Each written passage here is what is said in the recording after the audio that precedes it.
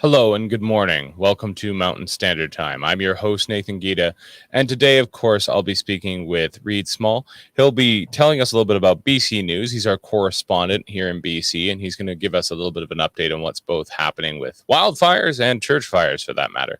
Before we get into my opening statement, we're going to, of course, do our endorsement with Resistance Coffee. Resistance Coffee has been with us for a little while now, and the thing about Resistance Coffee is that they don't support woke causes. So if you're tired of corporations and other businesses who have always been, well, let's say, taking some of your cash that they get from you for purchasing their items and handing it to people who curtail your freedoms and harm your sense of, liberty as a citizen of this country, don't worry. Resistance Coffee, based in Weyburn, Saskatchewan, is not doing that. In fact, they give some of their profit to, of course, those organizations that help further the agenda of liberty and freedom inside of Canada. So do support Resistance Coffee. And if you use the promo code that you're seeing here at the bottom, you get 10% off your first order using Western Standard for your promo code. So again, Resistance Coffee, based out of Weyburn. You can find them online at Resistance Coffee.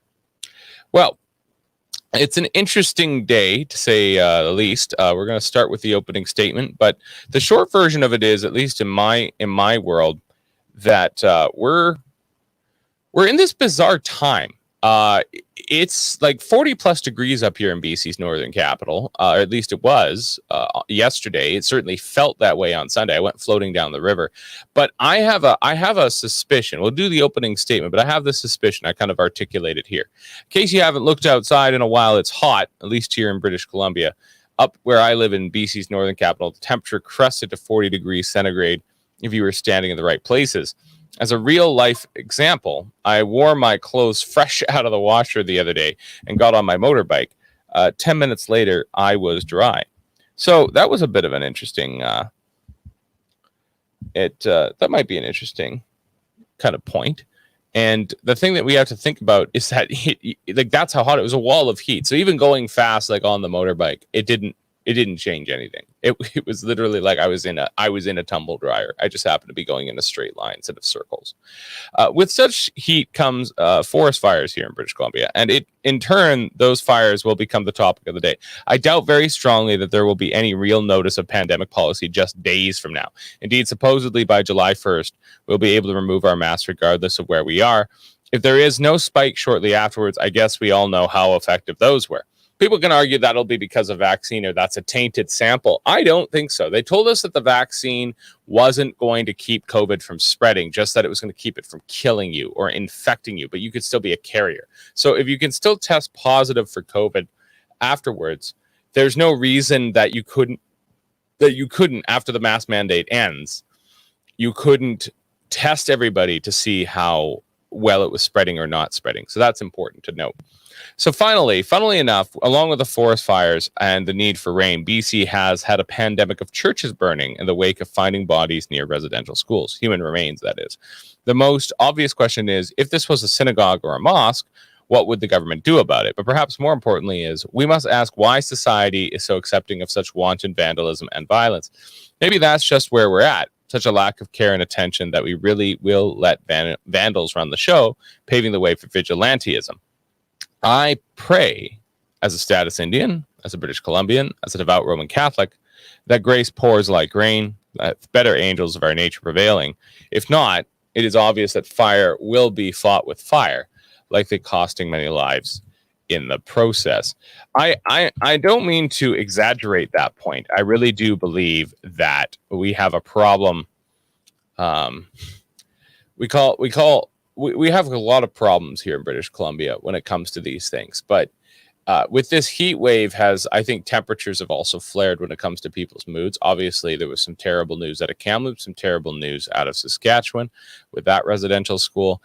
And that terrible news is going to create all sorts of anger. I understand that. But violence in a democracy, we have argued, is never the answer. That's not the point. When we live in a democracy, we're supposed to solve things by word and deed. And if we need to take someone to court, we take them to court. We do not just burn down their house, tempting as that might be. But I think that, and actually, I think Claudette has got a good point here. not accepting, you just don't dare condemn criminal First Nation actions. Yeah, no, I completely agree. A lot of people are kind of scared of what the woke crowd, what the politically correct crowd, what the mainstream media will do to them if they just straight up say, you know what, it's a crime to burn down a church. That's a crime. It's a crime to vandalize somebody's property. I don't care how mad you are. I don't care what you think of those people. Whatever the people are, or whatever the people group is you're upset about, or whatever the institution is, go try burning down the local tax office. See how that goes for you. The RCMP are going to be there, and the RCMP are going to take you out very quickly. You're not going to get away with that. You're not going to get away with fighting the fish cops. You're not going to get away with, going toe to toe with a conservation officer. The state will win. That's how the state works. That's the nature of the state. It has a monopoly on violence, and it enforces its monopoly on violence very, very quickly in order to send a very direct message, which is, we are in charge, you aren't. But I want before we go too far down the question of the churches thing, I want to go back to COVID for a minute here, as much as we're all tired of it. Sorry, my hair didn't turn out this morning because I stuck it into a helmet. Let's take a look here. We've got some interesting things going on. There was an article in, that's right, the article in the Vancouver Sun. Let's see, share screen here, Chrome tab, share. Okay, so this is mind-boggling to me, and I've quoted David Carrick on the show a couple of times. He's a pretty good reporter. I appreciate his. He doesn't comment, he's a reporter, but I appreciate the way he puts things. I think he does a good job. So, no mask needed for indoor public spaces from July 1st as pandemic fizzles in BC. So, their argument is a couple of different things. The COVID-19 pandemic is fizzling out in BC. As a provincial health officer, is going to lift more restrictions by Canada. Transmission has decreased, and we, particularly in Lower Mainland, where we have high rates of cases in many months, they're now dropping dramatically. Highlighted the crucial disease reproductive rate has continued to fall. Has 823 active cases. Good news for BC. We'll move into step 3 of the 4-part plan starting July 1st. Things are looking really good in terms of going to step 3. Henry said, adding to the official announcement. So step 3 will see a return to normal indoor. I think that's 2 weeks ahead of schedule. I think step 3 was supposed to be on July 16th. I might go to my producer on that, let him shoot me a message or something inside the private chat. But I think that was supposed to be 2 weeks from now, 3 weeks from now. So that's happening. Risk communities changing dramatically, particularly for people who are immunized. So we're moving to a period where orders were required because we had lots of transmission. Now it's protection through immunization. It's really important to give an agency back to the people. And you wear a mask based on your own risk and based on being immunized, particularly where you protect others for being immunized as well. So that, for me, is Bonnie Henry trying to get ahead on what's already happening. And so, actually, my producer just sent me a note here. The criteria for moving to step 3, July 1st was the absolute earliest. Okay, that's what he's letting me know. The criteria for moving to step 3 is at least 70% of the 18-plus population vaccinated with dose 1, along with low case counts. The earliest date to step 3 was July 1. In step 3, all sectors must communicate. Blah, blah, blah, blah, blah, blah. Okay, I'm going to punt this from the stream, and I'm going to come back online all by myself here. So that is where I would start with this question, is what's happening there. And this has been happening since the long weekend in May. Okay, so what happened was, and that's when and I know this because I got engaged on the long weekend in May. And so then we went out of town to have a nice time with some friends out on a hike or something, back when you could hike outside without boiling to death. And we saw there's some really nice lakes right around Prince George. Prince George doesn't have a nice lake. This isn't Kelowna. Prince George has 2 nice rivers that you can float down and cool off in, as long as you're being safe. Wear a life jacket. Don't be an idiot. And right next to Prince George, though, are a couple of really nice lakes that actually get quite warm in the summer. Some of them are quite deep, but some of them are pretty shallow, so they actually warm up pretty good. And the point is that we saw people stacked on the highway. We saw trailer after trailer. We saw people doing non-essential travel, essential travel, whatever you want to call it. Like, they already didn't care anymore. And so we're 6 weeks out from that now, 7 weeks out from that. And I guess I don't even pay attention to the numbers anymore. So I don't know if there's been a spike or a decline or whatever. I don't really care. I never really believed the numbers to begin with, to be honest with you. Does someone with the sniffles have COVID? Does every COVID test that's positive, is it a real positive? I have no idea. So I'm not an epidemiologist, but I'm very skeptical of those who say that they are epidemiologists, know what they're talking about, because you know what? A lot of people tell me they know what they're talking about with all sorts of things, and the experts, sometimes are right, sometimes they're wrong. You have to take their advice with a grain of salt. That's all I'm saying. And you always have to weigh the costs and benefits. You could re-renovate your entire house and turn it into a modern living space for $300,000. Is your house worth a $300,000 reno? The answer is probably not. So the problem is that when it comes to what's happened with Bonnie Henry lost her control basically somewhere between Easter and Pentecost, okay, which this year was Pentecost landed on the long weekend. So somewhere in that 50-day period, she lost her control, right? Because people just they saw things opening up. We had an early spring this year. There was a little bit of rainy season there for a bit, but it was an early spring. Obviously, it's heating up now. It's summer. People are going outside. People don't care anymore. Like, people don't care what Bonnie has to say. So what's happening is she is just trying to keep her legitimacy alive by getting in front of the message. That doesn't mean that maybe there aren't positive reasons to be here. Maybe there are positive signs, and those positive signs are leading her to have a positive input into what's going on, or an insight. I doubt it. I think that what's going on is that Bonnie is, essentially making a choice, and the choice that she's making is, I can either be a part of the inertia and a part of the wave and the way it's going, or I can continue to try and hold back that which is already there. It's kind of like being a teacher, really, in a sense, in June, right? I know lots of teachers are finally out of the classroom now. They're happy to be here. Sorry, my hair is really bugging me. I have to do something about it. I have some water here. No, I'm just kidding. We're not going to do that on air. But the point is that that when you're a teacher in June, I was a substitute teacher for a while, and I had to substitute into late in the year. Actually, I was a chaperone once on one of those grade 7 trips. Like, the kids stopped caring by the long weekend of May, right? Like, they're ready for summer. I can't even imagine what it's like trying to deal with children at the very, very end. Well, I did deal with them a little bit. I just mean that if you were actually trying to teach them something by the end into June and stuff, like, we're just trying to make sure that they stay in their seats long enough to call it the end of the year. They really ought to change where we line up summer. Summer should probably line up with June and July better than August, but whatever. I also think that we should probably change our school days into like a 4-day week and give people more time with their kids on long weekends and that sort of thing. And maybe give, dad a chance to go hunting with his kids and mom a chance to show them the family recipe or something. I don't know. Anyways, that's a totally other tangent.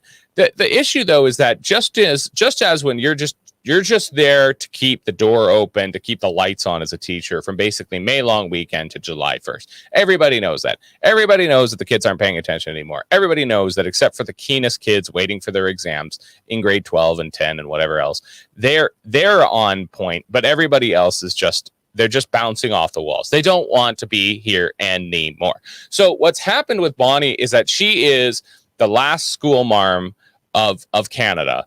And she is, because I don't even think anybody ever believed a word that Theresa Tam uttered. I don't know if Theresa Tam even exists anymore. I think she was a concept in all of our imaginations of what happens when you put like the worst person you could possibly imagine in charge of something. Someone whose communication was poor, someone who was not believable, not credible, who contradicted themselves. It was just nonsense. I am sorry, Theresa, that you were put into that position by your government. Resign, take your pension, go live in the Caribbean somewhere. It was a waste of time. I'm actually sorry on your behalf. Also, you were wrong about pretty much everything. Please dismiss yourself. But coming back to Bonnie, I think the issue is that she's just trying to get ahead of the wave, right? She's not flattening any curves. Now she's trying to surf the curve, because the curve is a flood of people who are just, that's it, I'm going outside. Like, I don't care what you have to say. I'm going to my favorite bar. I'm going to my favorite restaurant. I'm out of here. So, and Bonnie's just like, oh yeah, no, I was totally about to open all the restaurants anyways. I was totally about to eliminate the mask mandate. Don't you worry. I was just about to do that. So it's just nonsense. And when we get to the no mask mandate, what's going to be interesting, there's going to be some interesting things that happen there. When we eliminate the mask mandate, we're going to be in some interesting positions because people are going to not wear masks into businesses. And then there's going to be confrontations between the masked and the unmasked. And the unmasked, whether they were always unmasked, which was pretty much my position, I was anywhere I could get away with not wearing a mask, I didn't wear a mask. Full disclosure. And of course, as I've said many times on this show, I lived the last COVID-less summer, which did extend into 2020. It was up north.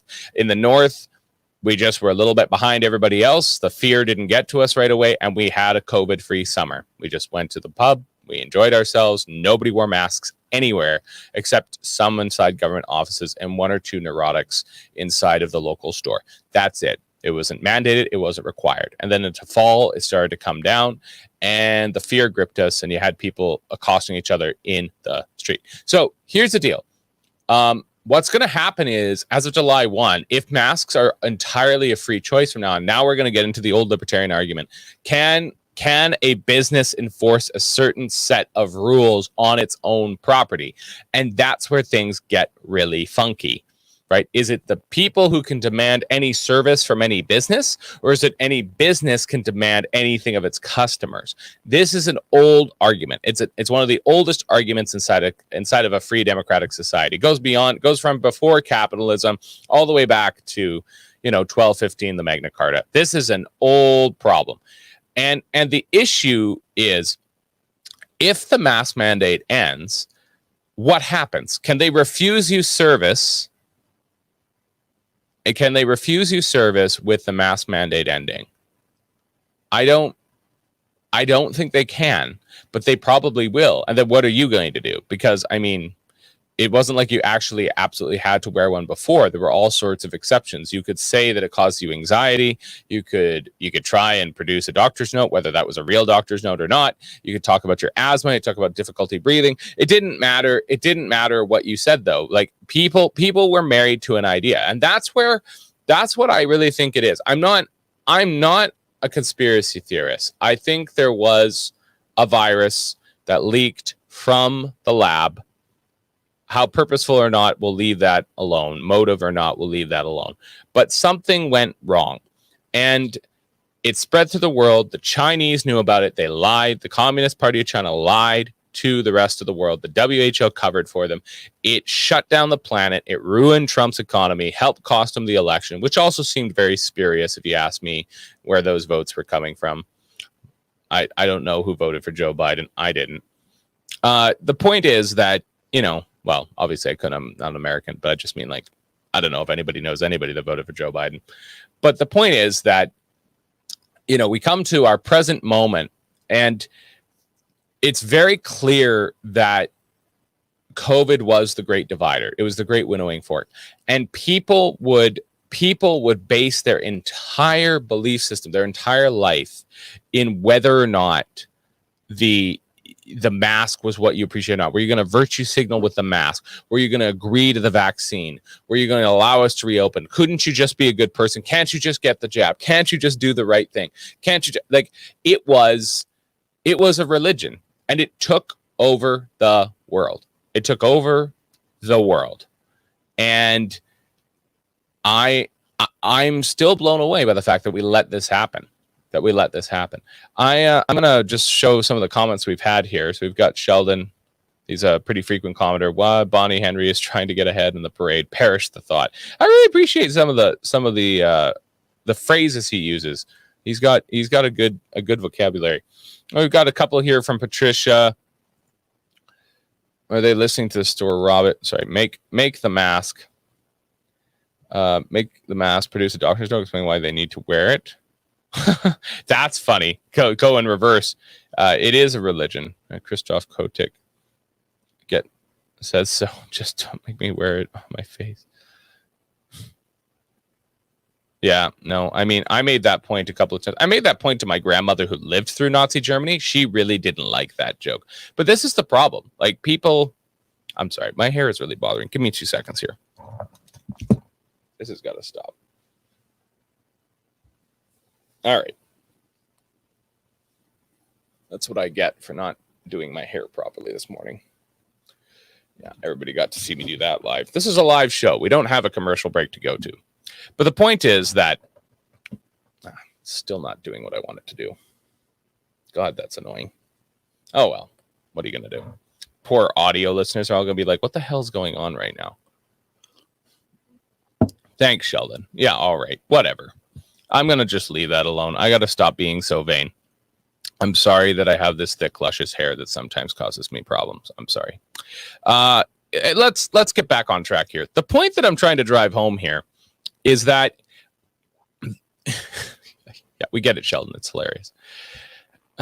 The point that we're trying to drive home here is that I really believe that we're about to watch COVID basically disappear in BC. I don't even care what the case numbers are. I told you that I don't follow those. But I just mean, like, literally what's going to happen in the next 5 days here is that it's like COVID never happened. The masks are not going to be mandated anymore. We're going to have some fights in the streets on this. Let's be clear. There's going to be people in the shopping aisles that are going to get in each other's face about being masked or unmasked. That's the population is going to remain divided on this count for a little while. We're probably going to see masks from certainly the most neurotic part of the population, which also always happened to coincide with the professional managerial class. That group of people are going to continue to try and push it on to the working class and the underclass because that's what they do with everything. But what's going to happen is it's all going to evaporate in a matter of minutes, because in BC, what is happening is we are about to have a huge forest fire problem. And that's going to be a huge problem, because we're actually going to have an entirely other topic. Because if it stays hot like this in BC for much longer, we're like, the whole province is going to light on fire. And so without missing a beat, the outrage machine and the panic machine, the media machine, is going to go from COVID to forest fires in a matter of seconds. And it is, in a sense, like it never happened. Like, there will still be the division, the political division, the personal division, the philosophical division between people. But the fundamental idea of what we're talking about every day, that's going to change. And it's going to be interesting, because it's going to be weird for BC. I think it's going to be different for other places. Ontario, I believe, is still under full lockdown, as if it's still March of 2020. I don't know. I'd have to look that up, but I've heard that. And Patricia makes the point that we shouldn't be wearing a flammable piece of bleep on your face in a fire. I don't know if we're allowed to say crap on this show. I just did, but it is what it is. I don't know what the censorship rules are inside of, or the FCC rules, or the CRTC rules are for the show. I'll have to ask my producer to go look that up. I think we're just not supposed to use anything worse than the S word, which I'm pretty sure I've actually never said on this show. I think I've said damn and hell a couple times. But let's walk through this a little bit. The BC wildfire situation. We got a map here. I'm gonna quickly stream that map. Let's take a look here. Share screen, Chrome tab, BC wildfire dashboard. Interesting. Yeah, no, it's not looking so good. It's looking a little bad. Some serious forest fires down here in the Kamloops area. I know it's near Lytton and whatever. Apparently, we're not in the Caribou one. We're in the, what is this, a Mackenzie North sort of thing? I don't know. But yeah, of course, near Ashcroft, near Lytton. This is all going to be super spicy for a long time. I hate forest fires. They're awful. But George Road, 2021 track date stated fire of note. So it doesn't sound like it's completely out of control yet. The one near Ashcroft is estimated size hectares, 180 hectares. Fire of note, Sparks Lake. Sparks Lake. That's an unfortunate name for a lake. But we're looking through this a little bit. Patricia's appreciating that I'm figuring out how to use my my streaming and stuff like that. Thanks, Patricia. It's a long time coming. My producer still winces every time that I try to do this for myself. It's like watching a dog trying to talk. It's rough. But I mean, the short version, I guess, on my end, as we just kind of wrap up here and bring Reid online pretty quick, is that when it comes to the wildfire thing, I think this is going to become the topic of the day pretty quick here. It is like COVID is like going to evaporate or disappear into flames, if you want to use a direct metaphor there. It's well, I said like, so that's a simile. But the point is that that is exactly what's going to happen. We're going to talk about wildfires and completely forget that COVID ever existed pretty quick here because the mask mandate's going to end. But I mean, I'm going to bring Reid on here right away. He's going to talk to us a little bit about the news that's happening around BC. It's Reid Small, who is, of course, with me at the Western Standard. It's good to see you, Reid. Good to see you as well. Thanks for having me. Absolutely. Well, let's get right into it. What is kind of making news in your mind today? What are the updates that we need to look at? I was just going over what was happening with Bonnie Henry and what was going on with the fires. But what's on your desk today? Well, the heat wave seems to be what everyone's talking about. So that's sort of the big news. And then secondary to that, I would say would be the church fires. Obviously there's been 5 churches that were set afire in BC, 1 in Alberta as of yesterday. So that's sort of what I'm focusing on right now. No, absolutely. I think that the temperatures right now are just they're astronomical. I mean, people are arguing all over the place, climate change, not climate change, all sorts of things. But I think the other side of it is just learning to survive the heat. You told me through email that you had to move locations because of the heat. How hot was it getting in your place? I mean, it was getting very hot by my standards. A lot of people would call me a wimp and say, "Oh, come on, it's not that bad. Just tough it out." And they might be right. They might actually be right. But by my standards, it was very hot. After the sun went down, you could literally go to any square inch of my apartment on the floor or the wall, put your hand on it, and it was warm. There was a bottle of wine sitting on my kitchen counter, and it was actually warm. The wine was warmed up by the temperature of my apartment. So it was definitely really hot. But again, I don't do well in the heat. No, neither do I. I melt pretty quickly, though I'm acclimatizing to it pretty fast. We went floating down the river the other day, and that went well, actually. It was nice and cool in the Nechako here. I don't know. Can people river float in the Lower Mainland? I've never done it. Do people do it? There's areas you can go. Obviously, like there's English Bay, in the ocean, pretty close to my place, but there's been E. coli warnings lately. But I guess the heat got so bad that people decided to risk the E. coli warnings, and we're out there swimming right under the Burrard Bridge there. I was looking at them. I was like, it's tempting, but I don't think it's gotten that bad that I'm gonna risk that. Yeah, exactly. Just get covered. I actually have some swimmer's itch, I think from one of the local lakes. Not E. coli, obviously, but we do get swimmer's itch up here in some spots. I mean, the temperature outside is going to cause the forest fires, but it's kind of interesting. We have these two bizarre juxtapositions. We have the forest fires, which everyone will talk about because of the heat, and then we have the church fires that officials refuse to talk about because of the heat. Like it's this kind of perfect political analogy. It's both spiritually and literally true, as Jordan Peterson would say. And so where do we go with this? What's going to happen there when it comes to the church fires? Are we going to see more of them? Is there going to be any repercussions for this action? Well, I guess I should, when I say everyone's talking about the church fires, I should exclude politicians and public figures from that group.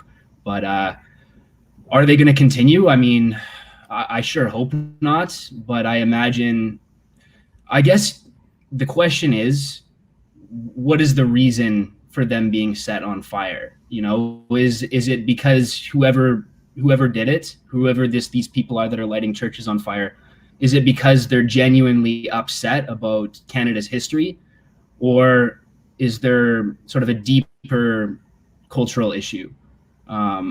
And they're sort of using this as a justification to carry out internal anger and hatred. I mean, I don't know. I mean, the reason I asked that question is because we saw the same thing, obviously, down in the States with the BLM riots after George Floyd was killed.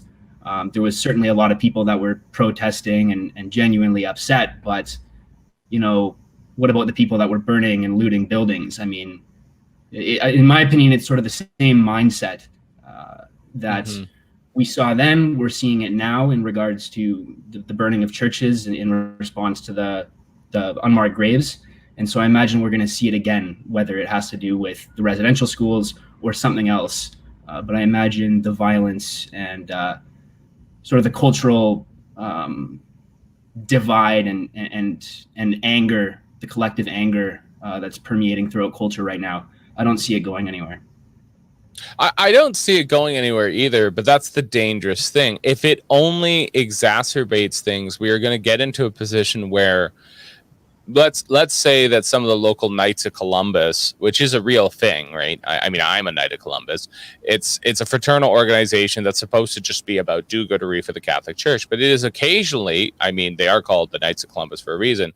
They are at times they act as kind of like lay security for the church in some respects. They act as ushers for the church. They're the duty, the duty cops of the church in some respects. And I can imagine a situation where, particularly some of the younger Knights of Columbus, or maybe an older curmudgeonly one, decides to set themselves up as the watchman for a local parish, sees someone who's about to attempt this and seizes them and puts them under citizen's arrest, or there's an altercation and violence breaks out. This is where I think things can easily lead if our police don't do their jobs of trying to figure out where is this going and what's happened here and who's responsible. If politicians continue to drag their feet as well and not speak out about this, it's going to look like a silent approval of these actions. Yeah, it certainly looks that way. Again, how do we prevent that from happening? I mean, yeah, I guess you could have volunteers that sort of post up on church properties. But I mean, are you going to be able to do that for every church? I mean, a lot of these, well, there was 6 in total. I mean, they're in rural areas. So, I mean, are you going to cover every rural church? It just, I mean, to me, and even so, I mean, does that one person really want to put themselves in danger? I mean, yeah. No, that's a valid point. That's a valid point. Yeah, I mean, again, I'm all for doing whatever can be done to prevent this from happening. But I guess the big thing would be to catch one person and throw the book at them and sort of take away instill some fear. It's one of those things. I don't really see how you can prevent it from happening again. I think if nothing else, like some of this was happening before the temperature spike, but as it continues to happen, especially with the temperature spike, maybe that's the way you kind of just roll all those topics into one. Is you say, well, I mean, you're deliberately vandalizing and destroying property with the use of fire when we're not even allowed to use campfires as of tomorrow at midday, I believe. You're going to jail. Like this isn't going to end well for you. But people are pretty sure that won't be the way that things go. Let's come back to the question of the pandemic and how things are just going to kind of change topic very quickly. It really seems like Bonnie has lost control of this narrative. She lost control basically on the long weekend in May. Victoria Day was the great moment. Everybody decided that's it. I'm done. This pandemic was fun. Thanks for the laughs. I've been here for 15 months. I'm out. Yeet. And they just yeeted their way all the way to their cottage and their cabin and their RV spot and wherever else they could get to. And I think I heard that less than 100 people were turned away by police. And that's just because they didn't answer the question properly with the way they're supposed to answer it, which is like, yes, it's essential travel. No, I can't tell you what it's about. That's a private matter. And finally, I mean, like Bonnie has been basically since then kind of just trying to stay ahead of the wave. She can't flatten this curve. She's surfing the wave. It is obviously people are leaving. They're going to get out. They're going to go do what they want to do. And now the mask mandate's coming down on July 1. What do you predict is going to happen from there? I think COVID is just sort of going to move off to the periphery. People are already, I mean, as vaccine rates go up, I mean, that's obviously going to be a point of contention between the percentage of people that get vaccinated versus don't. But I still think as time goes on, even that conversation is going to disappear. There's going to be, 80% of the population or more will get vaccinated. A percentage won't. That's just going to be how it is. Mm-hmm. And eventually the conversation is it's going to shift to something else. I mean, I hopped on here, 5 minutes early, and I heard you talking about the conversation shifting more to climate change and whatnot. And I think that's what we're going to see. I mean, there was a CNN article like 4 or 5 months ago that came out saying, what can the COVID lockdowns teach us about, preventing climate change? So I think that's sort of where the public discussion is going to go. That's what politicians are going to start focusing on. That's what the media is going to start focusing on is climate change. And the public discourse is, among citizens is going to follow suit. So that's sort of where I predict things going. Absolutely. I mean, I know that your focus is on British Columbia, but I mean, this is the difference between opinion and news, right? Like I have my biases, and so I kind of stay at my watering holes. And of course, your job is much more around actually absorbing all the information. Really, in a sense, you guys should be more in charge than we are. But the difference is that I think that ultimately, I guess people are looking for an interpretation, but I can't interpret what's happening in Ontario, partly because I don't quite understand what's happening in Ontario. Could you explain a little bit what is going on over there? Are they still in complete lockdown over there? In Ontario? Yeah. Well, they seem to be enforcing it a little bit less. I got family that lives out that way, and but as far as lockdown goes, it's still not looking good. As far as the protests go, there's really big turnouts out there that isn't really getting much coverage, if any, in the media. But it's not looking good out there. I think. I mean, I the less I hear about Ontario, the better. Honestly, I try and sort of. I got my family there. I'm concerned about them, but aside from that, it's there's enough problems out this way that I sort of just try and have a very trivial understanding of what's going on in Ontario and Quebec. And I take one look at it and I go, all right, that's. Yeah, there you go. We call it unterrible in the circles I travel in. I wouldn't wish unterrible on my worst enemy. It's I just don't understand either. Like, I mean, obviously Ontario is our most populous province, and what's mind-boggling to me is that they just seem to have completely mishandled this thing. I don't know how anybody could vote for Doug Ford ever again. And I say that as a conservative. I don't, and I mean, this is kind of the same thing, whether it's Kenny, Ford, or Pallister. No offense to I've had to apologize many times on this show because I just completely ignore Saskatchewan in a lot of ways when it comes to their policy on COVID. I love Saskatchewan for other reasons. I got lots of family there. I love Saskatchewan.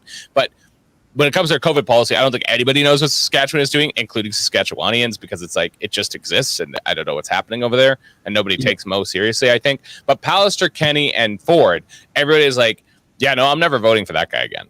Like, this is not good.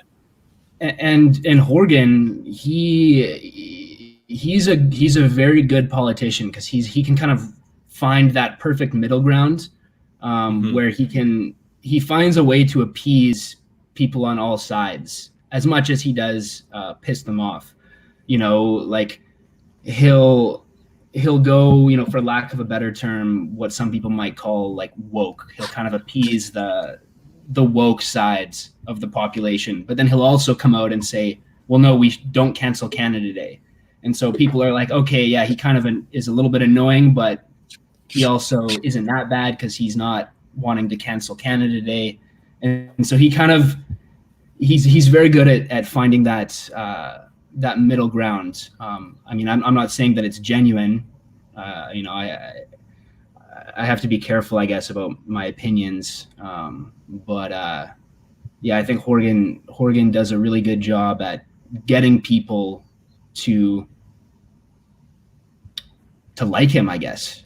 I mean, that's as far as I can see. People among my social circle, they don't have a lot of bad things to say about him.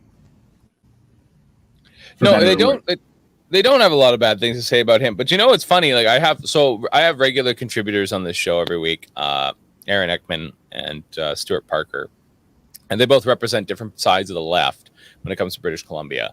One of them represents the pro-development side of the left and kind of union solidaire sort of side, and the other one represents the more green side of the left and the more ecological progressive side of the left. And it's funny because they both have criticisms of Horgan, right down to the fact that apparently the bodies that were discovered in Kamloops were justification for continuing the old growth logging.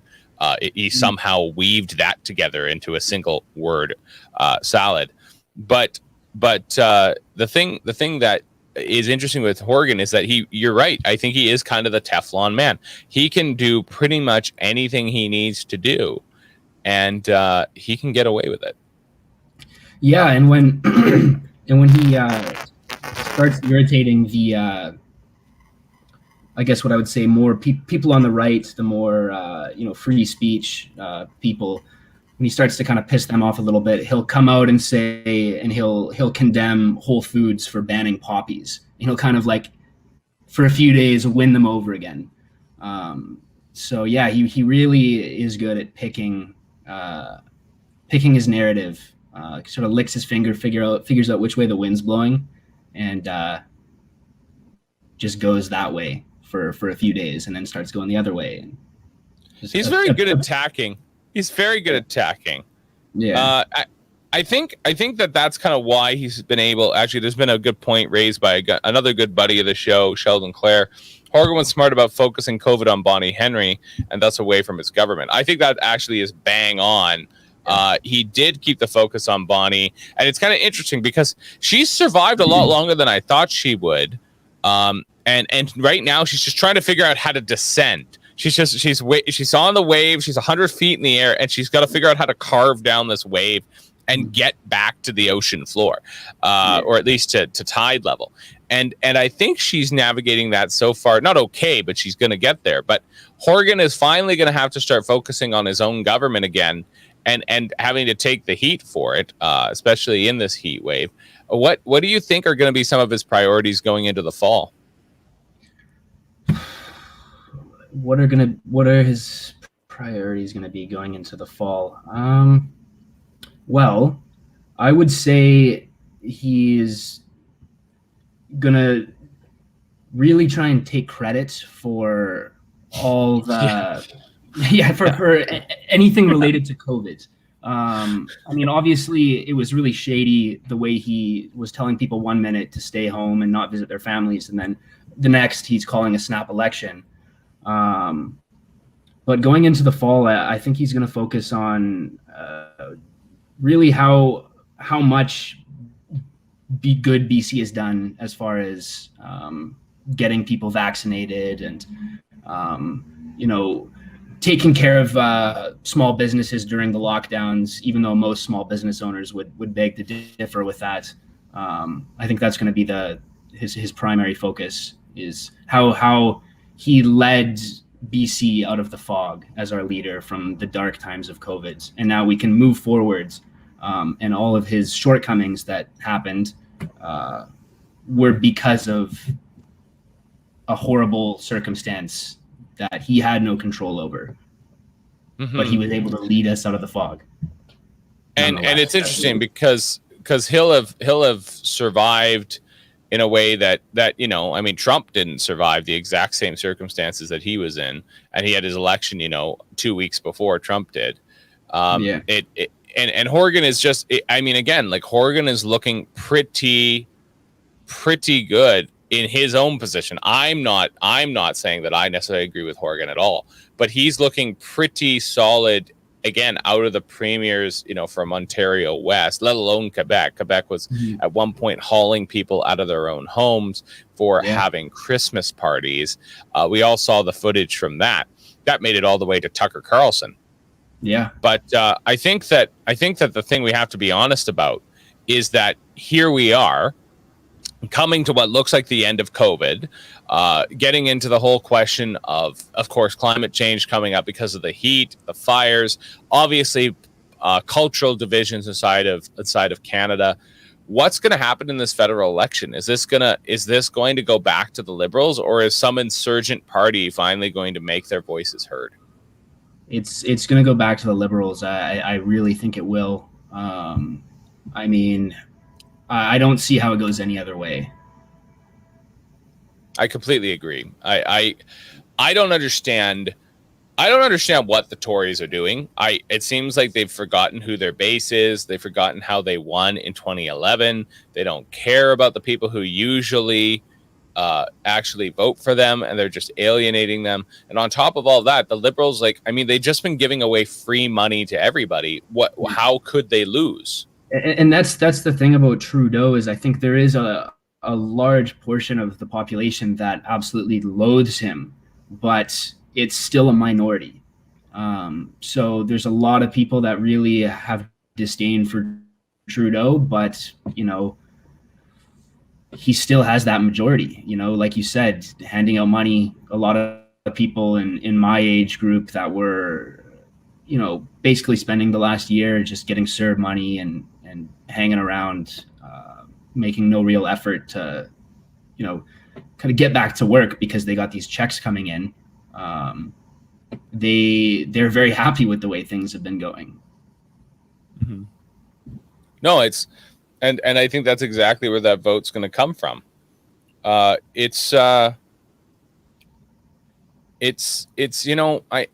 think the issue here though is if the election comes down to just basically who you paid to vote for you, we've got some serious problems ahead of us. Because I mean, we've always made that joke. For those of us who are right of center, we've always made the joke that the way that left of center parties get into power is that they pay people to vote for them, including the civil service.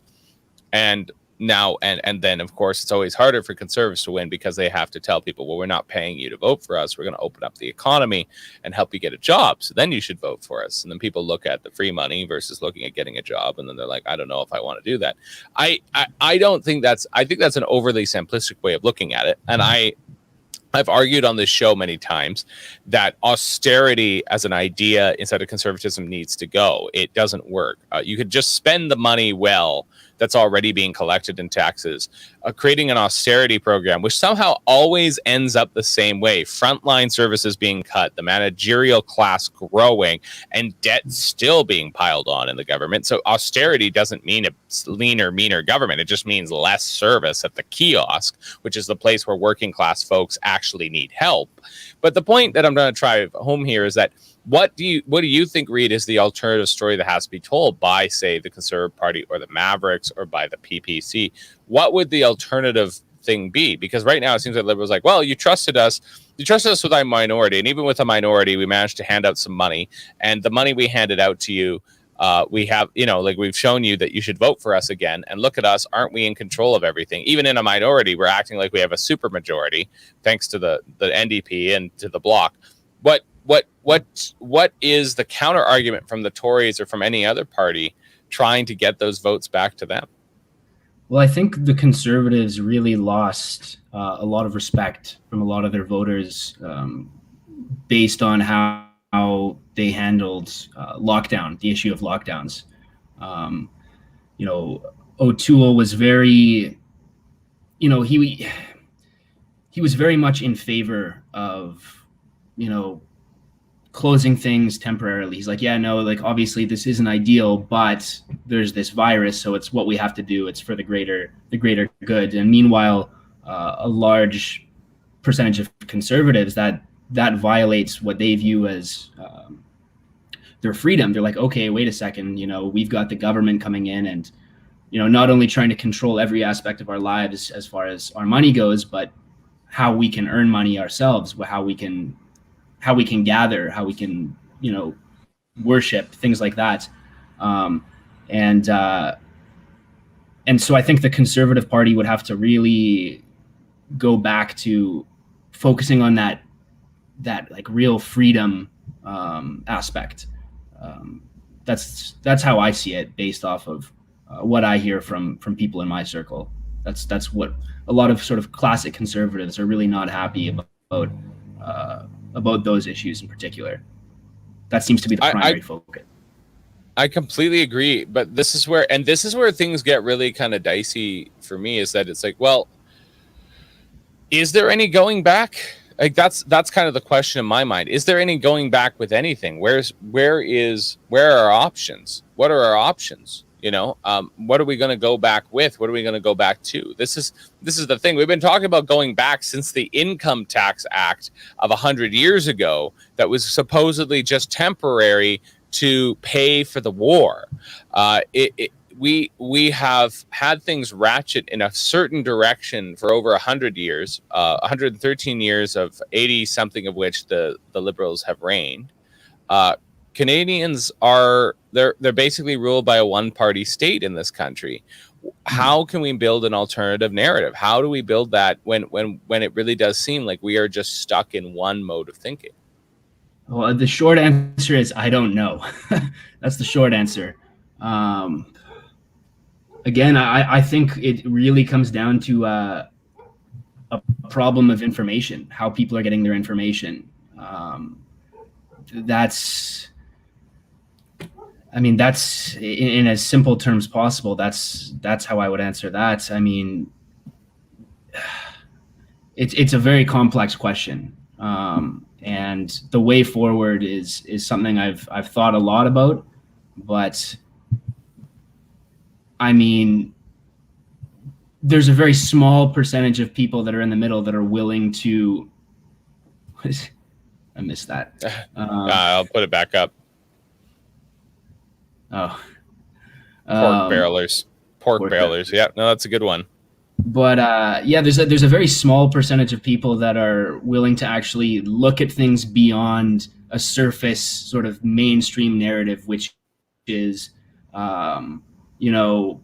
identity politics. What is the prime minister saying about things like gender? What's he saying about things like race? That's really all people are focusing on these days. And it sort of splits into this dichotomy where everyone's like, oh, this person's talking about gender and race. Like, that's, a woke politician. I don't want anything to do with that. And then they're called, Nazis and racists and bigots by everyone on the other side. And that leaves a percentage of people in the middle that are kind of left to navigate a really tense socio-political environment. And I think that's the Conservatives or whoever else really need to focus more on those issues and calling them out and dissecting them in a way that makes sense for people. If you get what I'm saying. Yeah, I think that one of the things that is an issue here is, just as you said, the question of where people get their information from. And in Canada, we're kind of stuck with a single narrative. That's one of the things that I really like about the Western Standard. Very thankful to be here because Likewise. There's an alternative narrative, and it's great to have you here, Reid. I'm glad that you're here because it is this thing. Like there isn't a lot of alternative voices in Canada, or if they are alternative, they don't come off as very professional. And so the issue is that Canada basically has a single narrative governing all of its institutions and its mainstream media, whatever. We don't even have a Fox News in Canada. We had Sun News for a little while, but that got destroyed by the TRTC. And so here we are with this tiny little ship of alternative media that we have here, and we're growing all the time, and that's awesome. We have people taking out subscriptions, people taking out ads, donations from ad revenue from corporate donors and that sort of thing. But the issue is that narrative is still so small. When you're looking for the facts, when you're looking for an honest reporting of something, where do you go online? Where do you go? Who do you talk to? What kind of ways do you gather your information as a reporter? Well, I have a tab on my browser of like 30 websites, and I just sort of do a quick scan and get a sense of what the narrative is coming from different sides, and then I'll take to places like Reddit and forums, and places like YouTube comments. They can be really as negative of a place as they can be. They can be a really good place to find in-depth perspectives. And I just sort of try and reach into as many areas of the internet landscape as possible and gather a perspective. And usually it's it can come down to sort of two things, which is the issues that I was talking about before, which is, you know, something like race, gender, identity politics. That's really the way the narrative always finds a way to get spun back to that. And that's one thing I've noticed with like people in my social circle.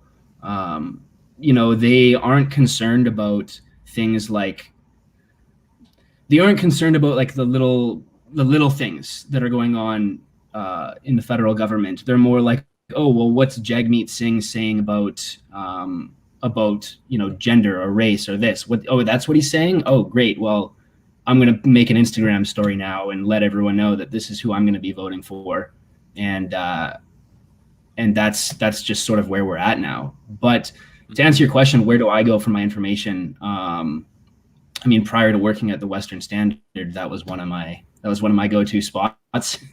But Mm-hmm. yeah, just now I am the news.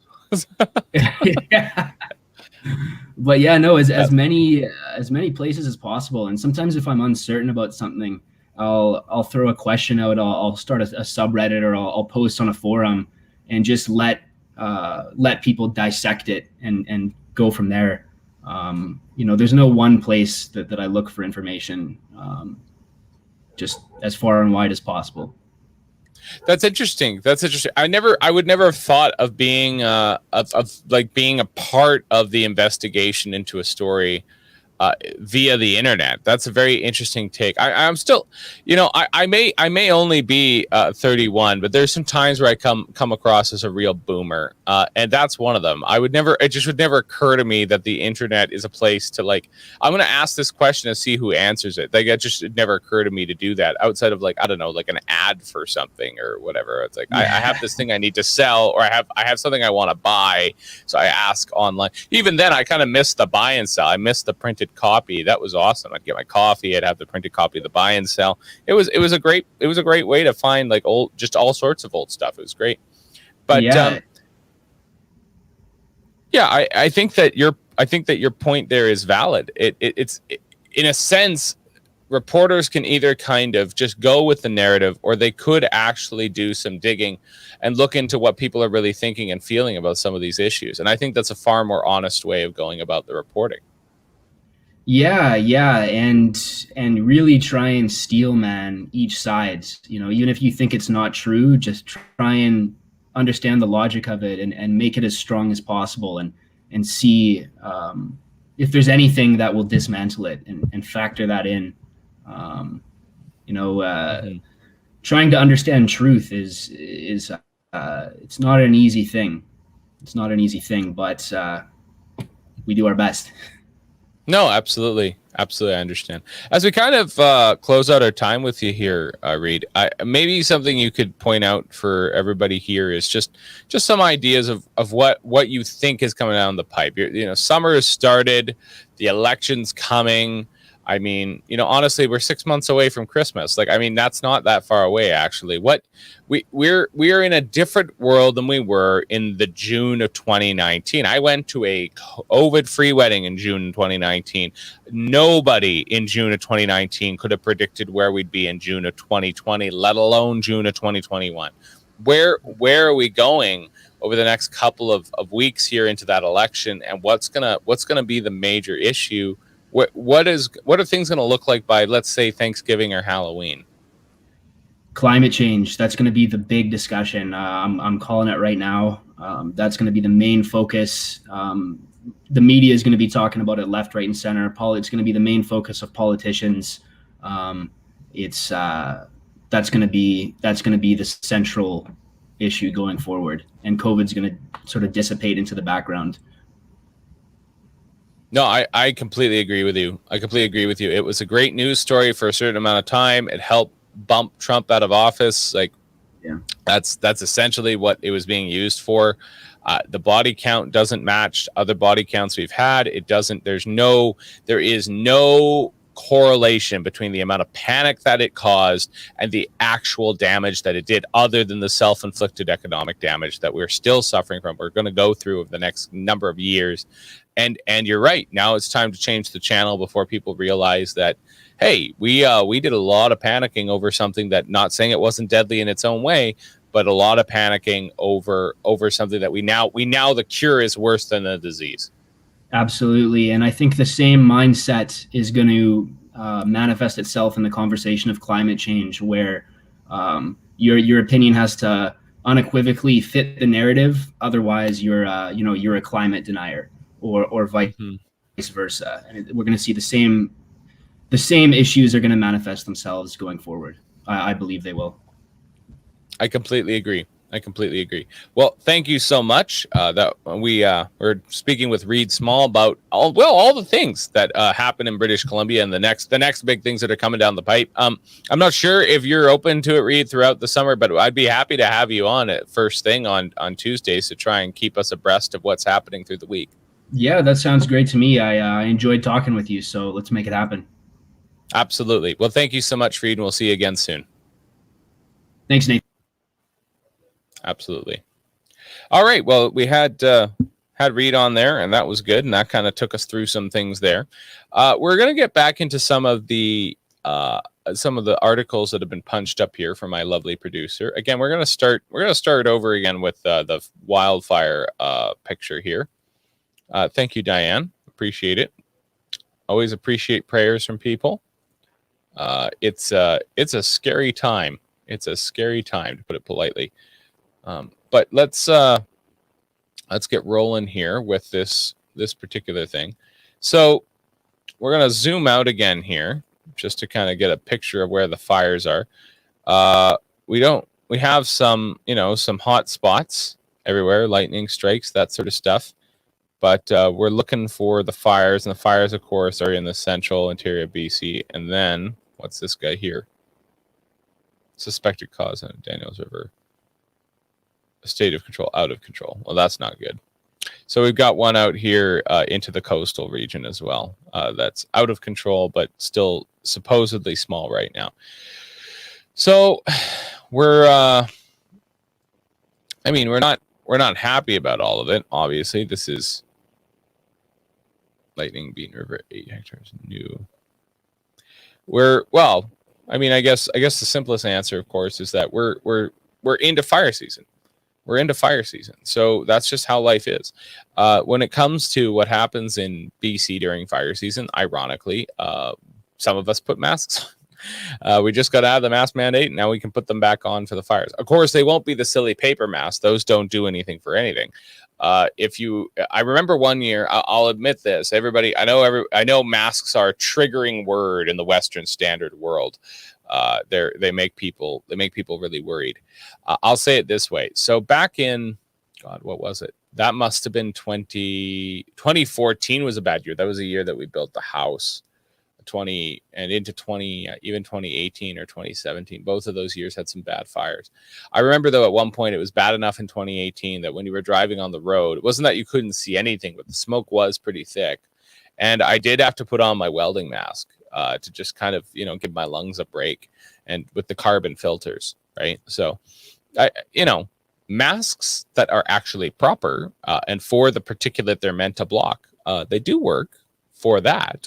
They don't work when they're just little paper things that your beard pushes out and you're getting the same kind of air as you would. And even if you had no beard, even if you were a woman who'd completely waxed and were hairless on your face, I don't believe you're going to get a perfect seal unless you're literally going to have had, some kind of gelatin on there. And even so, how's that going to work out for you? You're going to have to change the mask every couple of minutes to get it right.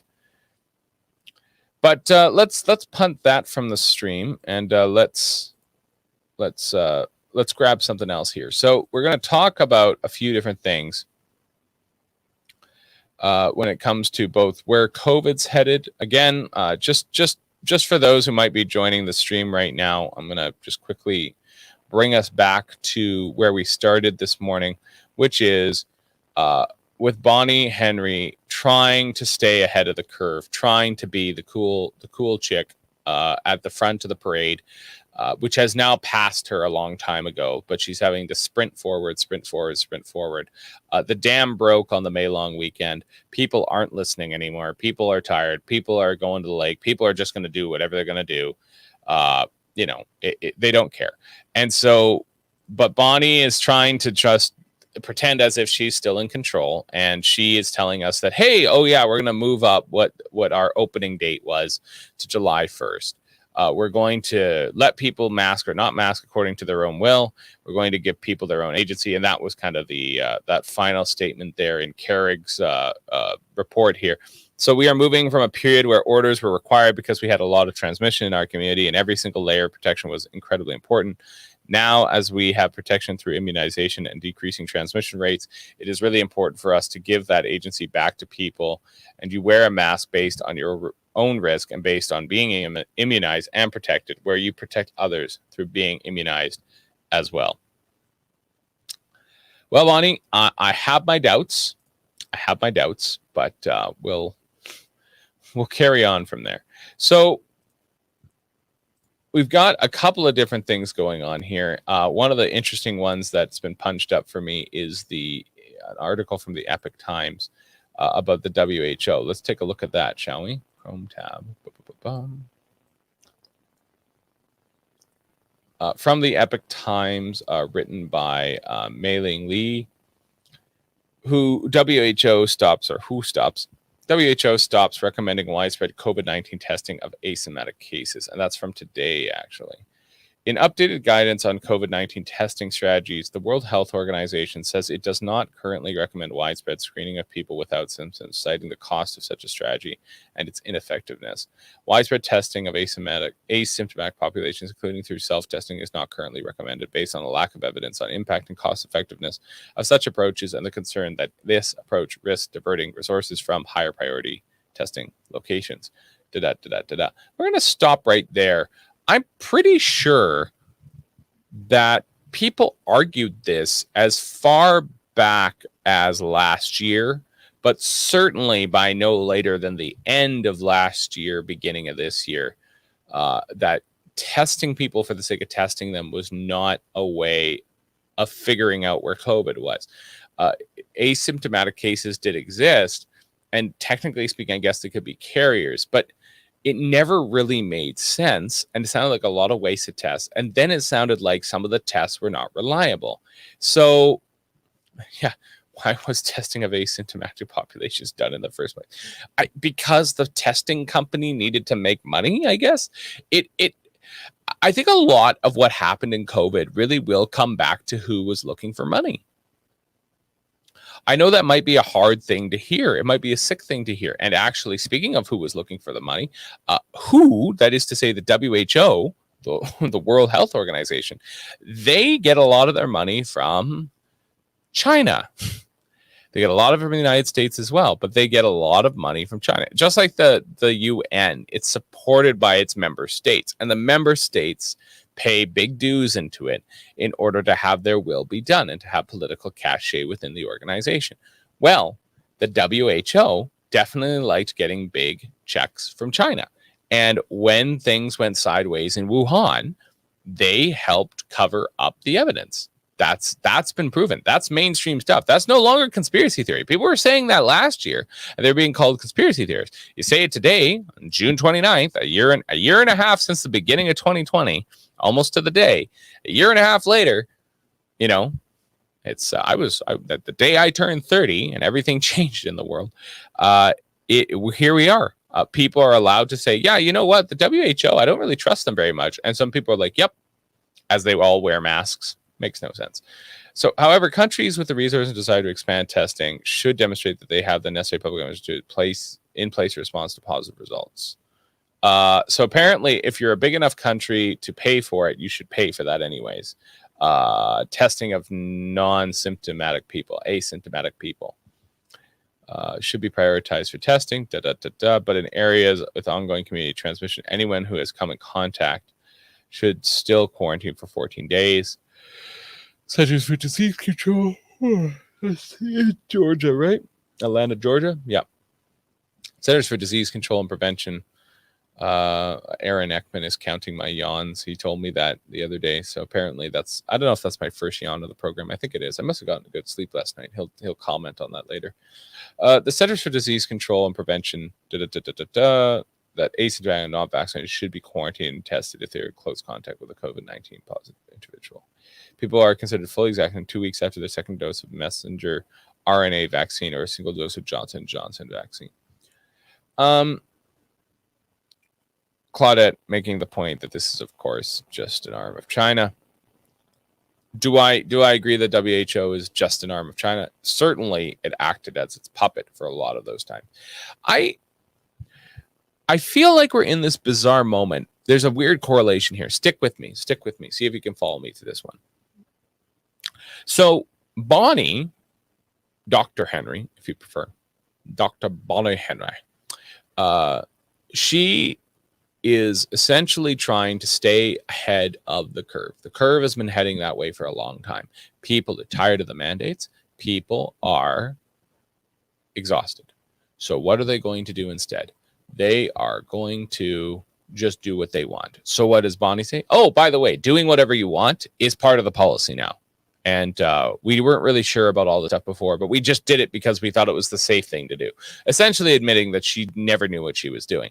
Now the WHO is admitting that they never knew what they were doing. They told us test everybody, and it's like, that's not even possible. You can't test everybody for pregnancy, and we have an innumerable amount of pregnancy tests. And guess what? There would be false positives in there. There would be false positives. I don't know if there'd be as many false positives as there are with some other tests, but I mean, you can't test everyone. That's nonsense. It can't be done. You would need to stop the planet, have everybody line up in a row, and then you have to supply them with water and food and whatever else, depending on the climate they're in at the time, with winter clothes or not, and literally have them walk for days through a testing facility to get that done. And then you'd have to pretend as if you could get all those test results both back to the person and into the state's, various databases in order to look through the data and see what it said. That's not possible. Nobody can do a sample size that's the size of the world. And even the size of the Canadian population, which is only 30 million, it's less than California. It's not 30 million. It's gotten up to like 35 or 36 or 37 by now. It's still less than California. We still can't test everybody in Canada. It's not possible. It's physically impossible. It can't be done.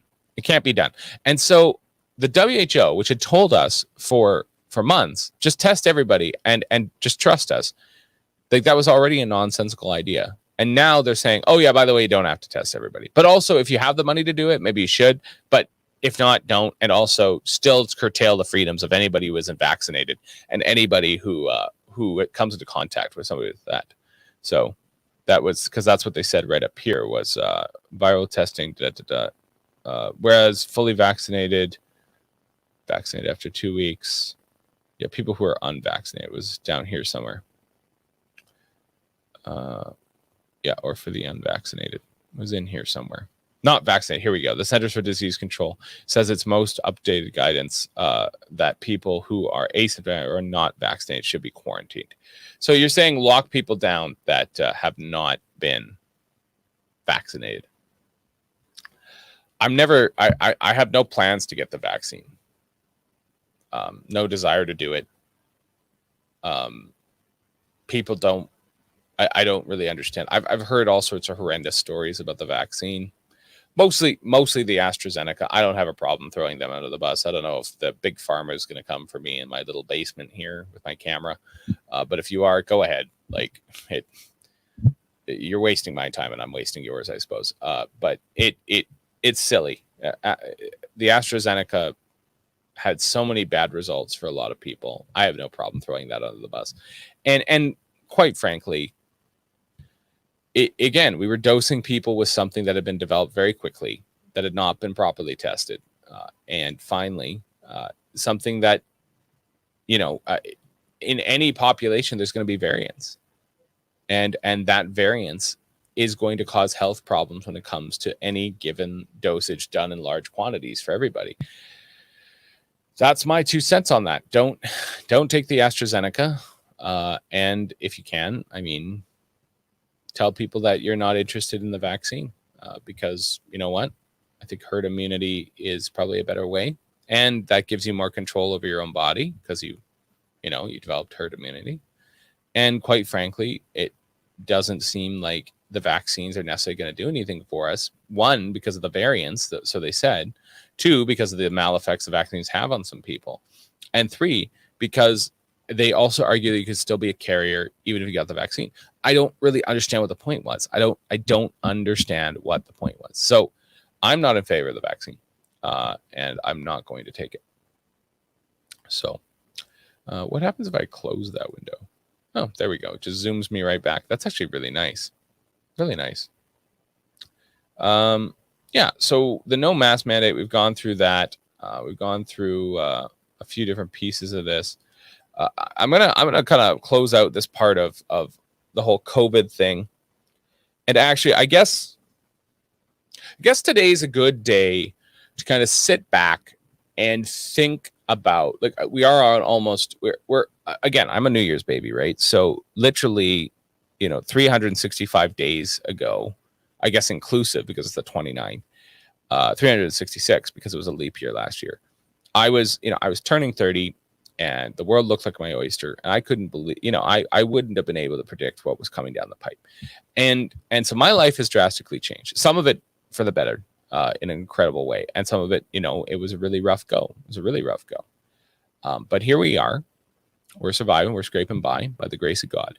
But what I think I'm trying to drive home here is that 18 months into this, having been kind of abreast of the situation every day for 18 months, not following the climate cases, the fallen cases, that sort of no, but just the gestalt of our times. Like just the spirit of the age, from the moment that we were kind of first hearing about this to the moment when the lockdown finally came down, to the moment where people lost their job. I lost my job, to the moment where I had to move to keep working, to the moment where I got to experience the last COVID-free summer, to the moment where I came back, to the moment where the churches were locked down for a second time in British Columbia while Costco remained open.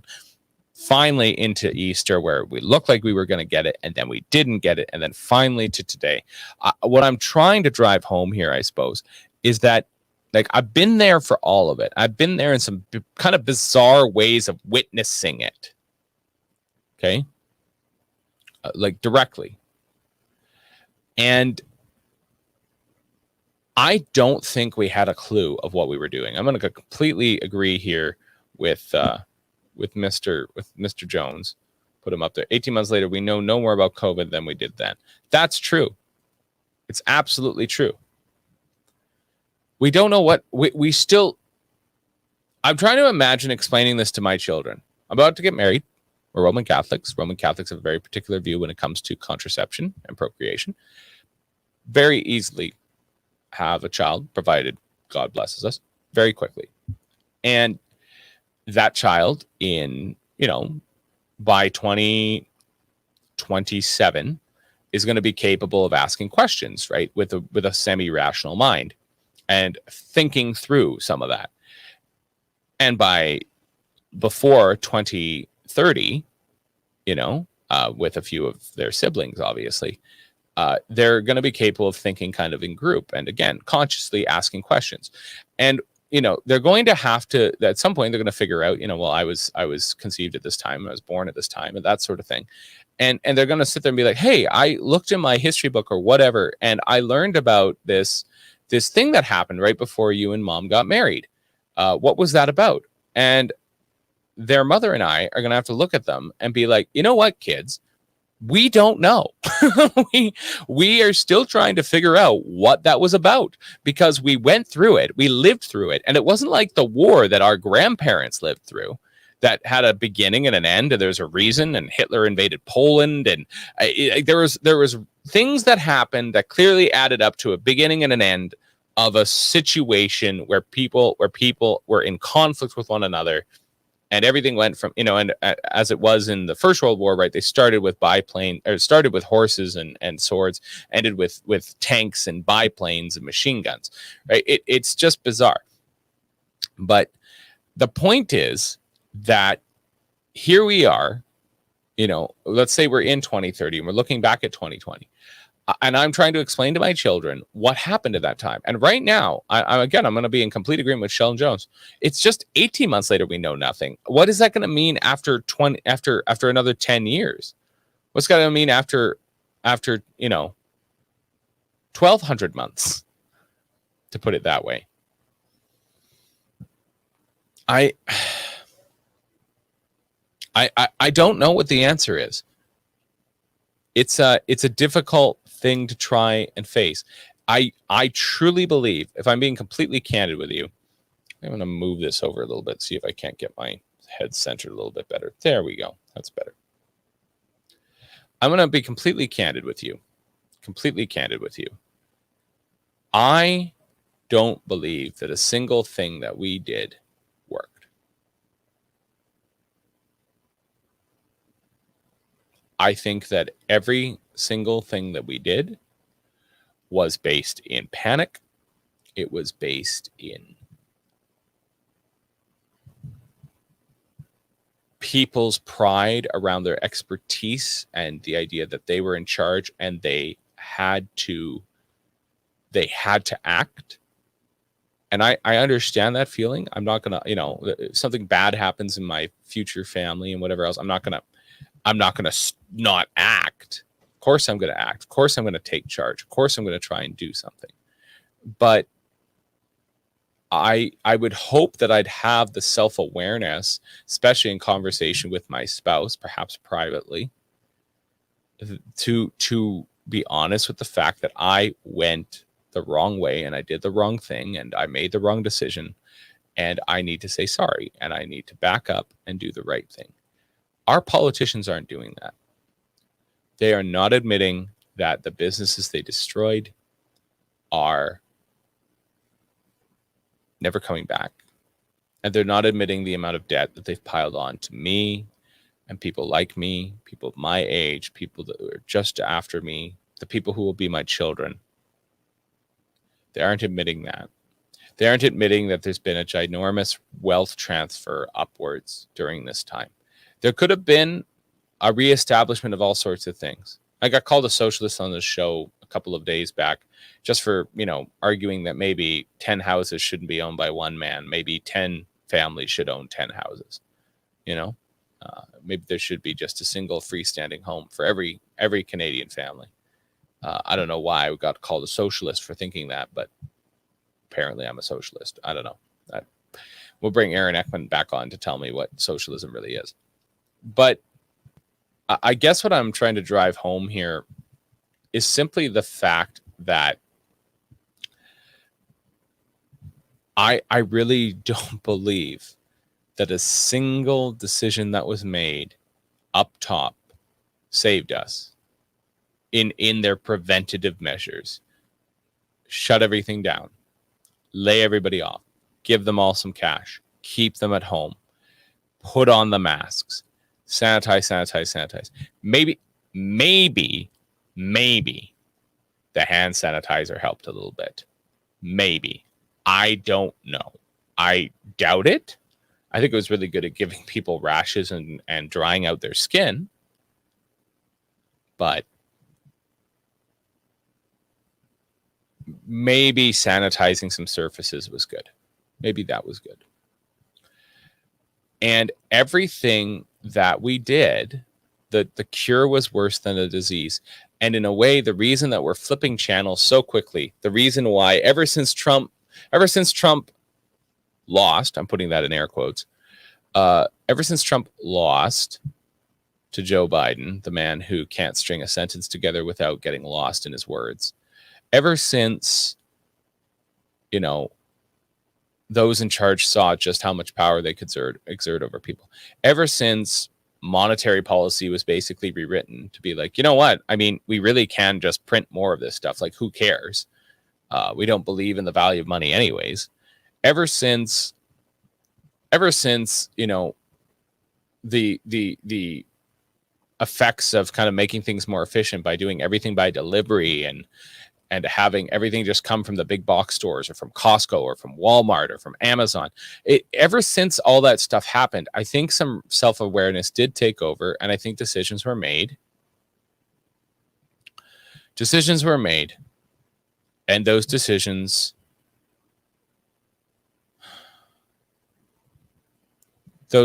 had consequences. And the consequences were real people died by their own hand as they came to the end of things because they couldn't afford to help raise their family anymore. Real people died as a result of not being able to see other people and having their social interaction go to zero and therefore getting suicidal, or being an old person in an old folks home and in your last days on earth you didn't get to see your family because they weren't allowed to see you. Real people suffered, real businesses closed, real dollars and cents got spent in a way that we still don't know the cost. And that's my honest assessment. I believe that not a single iota of a single policy, the faintest hint or thought that was in the mind of a single leader, elected or not, in the Western world worked on this. Outside of, to be honest with you, I think Trump trying to get America restarted was the right decision. I think Governor DeSantis, Governor Nome, both of them trying to fight hard for restarting their economies or keeping them open. And when it comes to Canada, it was the Adam Skellys, it was the Maxime Berniers, it was just anybody out there anywhere just living their life, just trying to live their life. I don't know how much I agreed with protests themselves. I agree with the right to protest. I agree that protests do send a message to at least some people.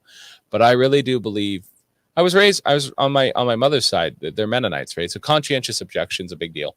And so at a certain level, I just kind of think that people should have just been like, no, like I'm going to my cabin. And if you stop me, if you want to stop me, you have to shoot me.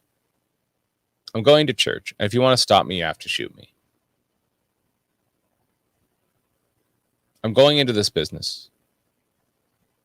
I'm going to live my life with my family. I'm going to bring my kids to school, or I'm going to take them out of school because they were getting indoctrinated to believe all sorts of random crap anyways that I didn't appreciate. I believe that not one thing that was done helped. And the people who were running the place knew that, and they chose to do it anyways. Or rather, even upon realizing it, they chose not to stop. And we're stuck with it now. We've been waiting 100 years for income tax to go away. We've been waiting, 40 years, almost 40 years now, for our Constitution to make sense. It doesn't, and it never will. But we're waiting. We're waiting. And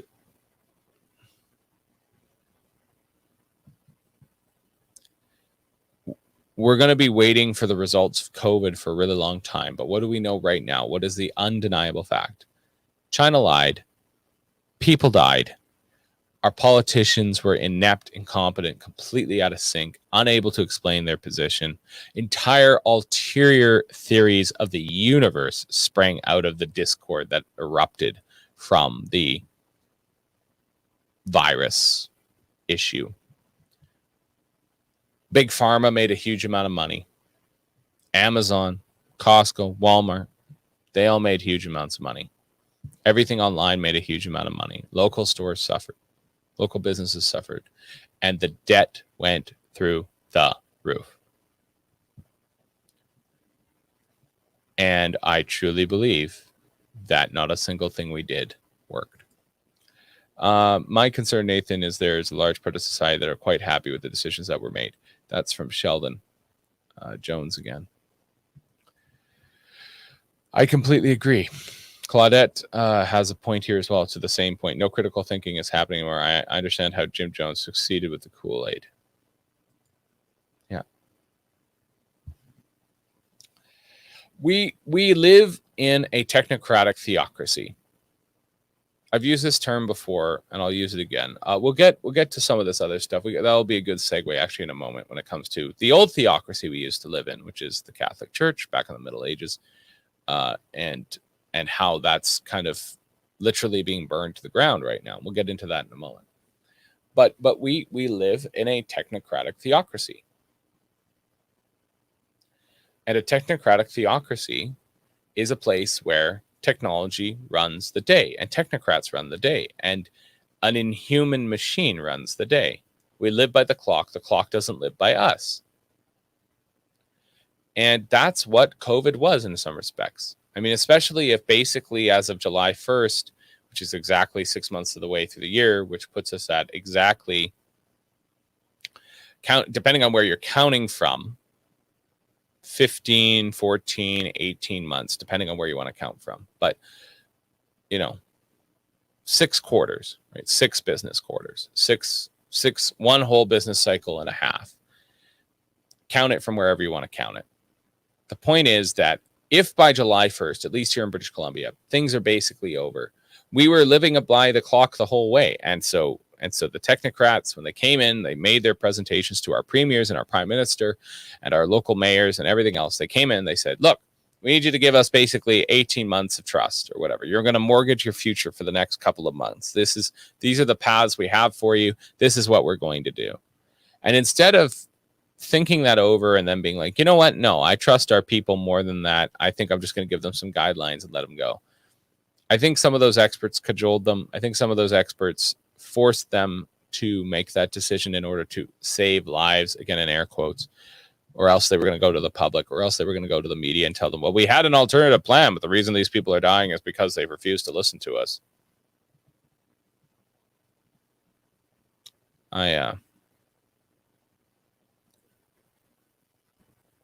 guess the simplest thing for me to say is that I didn't believe it then and I don't believe it now. And as we just roll back all the restrictions and all the restrictions evaporate and everything changes in a matter of seconds, all I can say is that pretty clearly, yep, there's a disappearing on that screen. That makes sense though. Pretty clearly,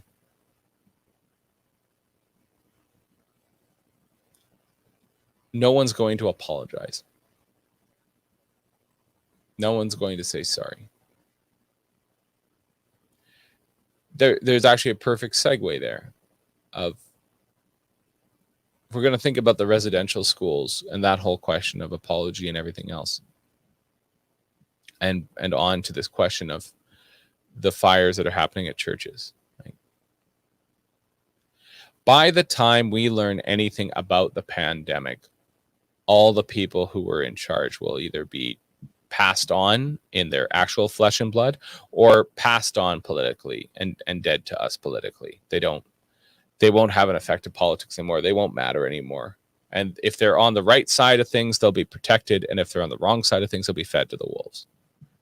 Jean Chrétien probably has tons of crimes to answer for, especially with being in bed with China as much as he is. Who knows what Paul Martin has to answer for? Nobody's going after Jean Chrétien. Jean Chrétien lives happy, has his lake house, has his millions, doesn't answer to us, doesn't answer to anybody, occasionally shows up out of the blue to be like China's helper here in Canada, and then goes back to doing whatever he does. I have no idea what Jean Chrétien does in the meantime.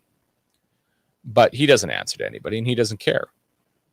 And on and on and on that exact same argument goes.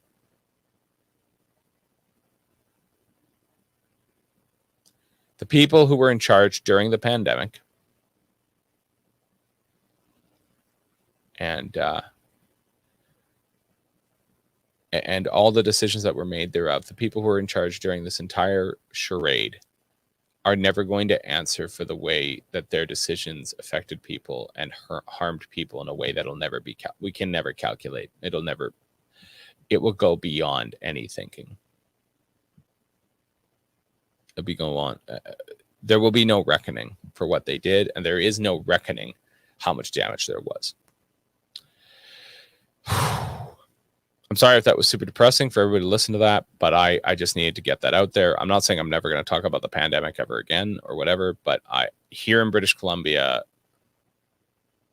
there comes a time in a war or a battle where you declare a certain objective achieved or safe, The best one, really, in a sense, is when you're trying to take over a little island or something. So, I mean, I don't know how much of that happened with the Canadians in either of the world wars, but I suspect that, I mean, I know we helped, I think, in Sicily and in Italy, but definitely for the Americans when they were taking over Iwo Jima and the other island, which is escaping me, Okinawa, both after rooting out every last form of resistance and then eventually going to turn them into air bases in order to start the rest of the campaign against the Imperial Empire of Japan. They had to declare those areas safe, right? Because again, people were resistant right up to the end, and they could be hiding in a cave somewhere and come and attack you and whatever. So you have to at some point declare it safe enough to start working on, safe enough to start doing some civilian stuff on and whatever else. And I think that's where we're at with July 1 when it comes to British Columbia. British Columbia on July 1 will be effectively declared safe. It's out of the pandemic. We're ready to go. Everything's going to have evaporated. Nobody cares anymore. It's going to be old news. And so on the eve of that, almost, I mean, it's the 29th, not the 30th, but on the eve of that moment, I just need to state unequivocally that I remain completely unconvinced of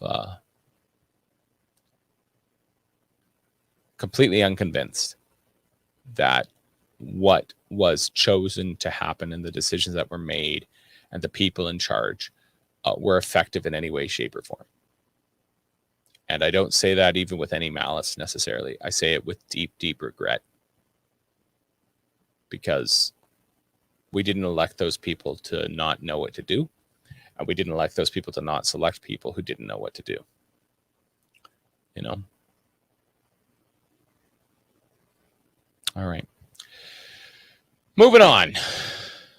Catholic churches burning down. So we're going to jump to the Epic Times here again. Everybody loves the Epic Times. Share. Let's see what that looks like in there. Yep, interesting. So 2 more Catholic churches burn in BC's Southern Chair Chief says. So Mounties are investigating after they say 2 more Catholic churches in British Columbia's southern interior were destroyed in early morning fires. So that's the 26th of June, 3 days ago. RCMP say the Princeton detachment got a report at 3:52 a.m. that St. Anne's Catholic Church on Upper Similkameen, Indian Band land near Headley, BC was on fire. Another report came into the Keromios detachment at 4:45 a.m. that a Catholic church on Lower Similkameen land at Chopra near the U.S. border was ablaze. Mounties say they're treating both fires as suspicious, looking for possible connection to fires that destroyed 2 other Catholic churches in the region. So, of course, one of the sergeants gets quoted there. Fires come less than a month after the discovery of the children, the remains. Please make the call. The Chief Keith Crow. We're just devastated by the fires. If you're hurting at this time, please reach out to somebody and make the call. There's a lot of upset people. It's heartbreaking. And the church in Chopaka was built more than 100 years ago. So that's actually a heritage site. Similkameen. Diane is teaching me how to say Similkameen. Thank you, Diane.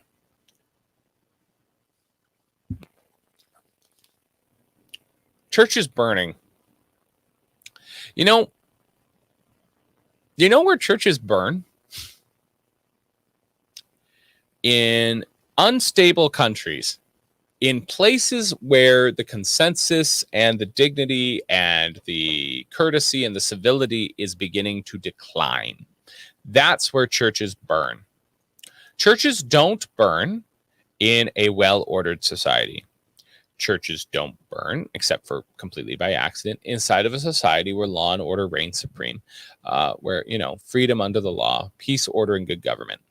That doesn't happen outside of very unstable places. So let's think for a moment. If I told you that churches were burning somewhere, where would you think that was happening? Without a single hint of race in the question, because let's be clear, if you're a Christian of that region, you're of the same race as the people around you. You've lived there long enough, you've interbred, you are not different races. But the case in point being, of course, Iraq, right? Where are churches being burned? Iraq, right? Iraq, Iran, especially northern Iraq when ISIS was running it, and in Syria and all through that area. The Middle East. Where are churches burning? People think immediately of the Middle East. And let's be clear, Christians and non-Christians in that area are actually all of the same race, because they've all been there so long that they're of the same background.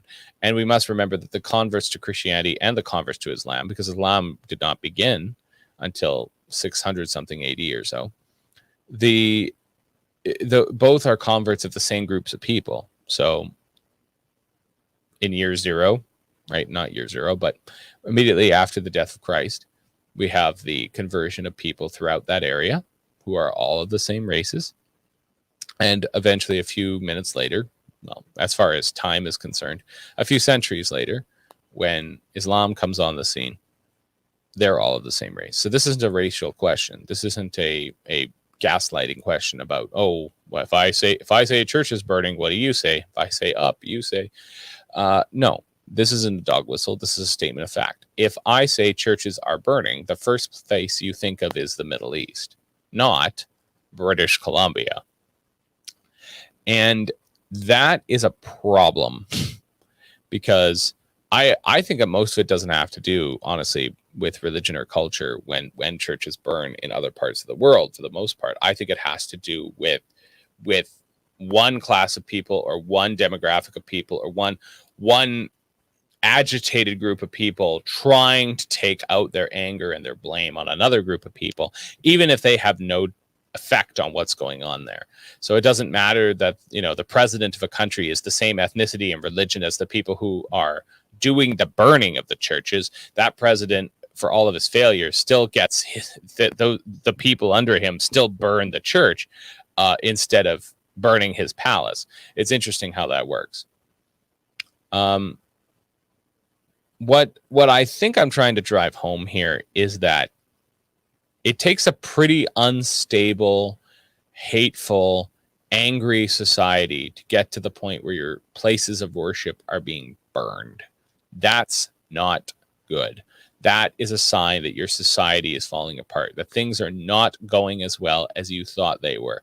That is a bad, bad, bad, bad sign. So where do we go from here?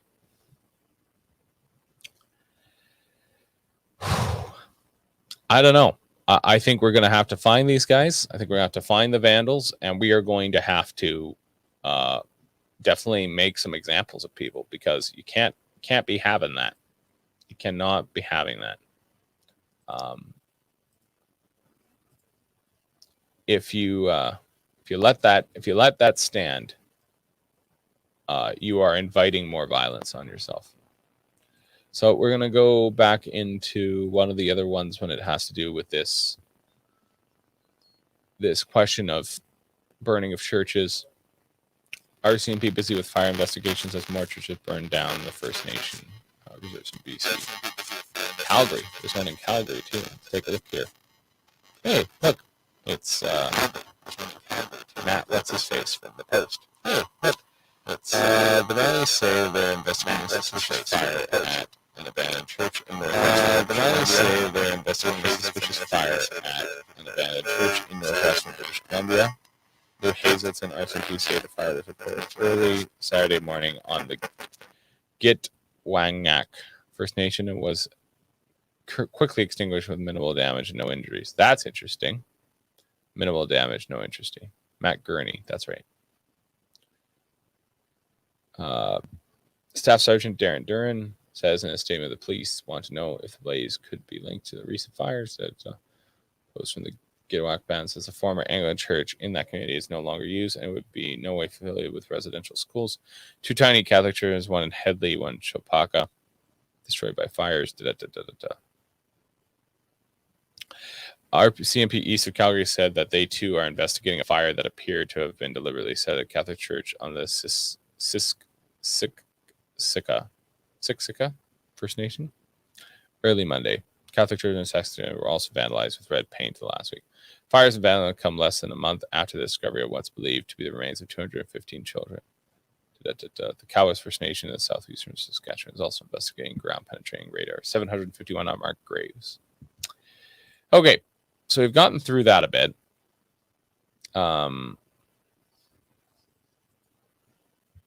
Yeah, no, for sure. Sheldon's telling me that I'm breaking up. Hold on. I'm going to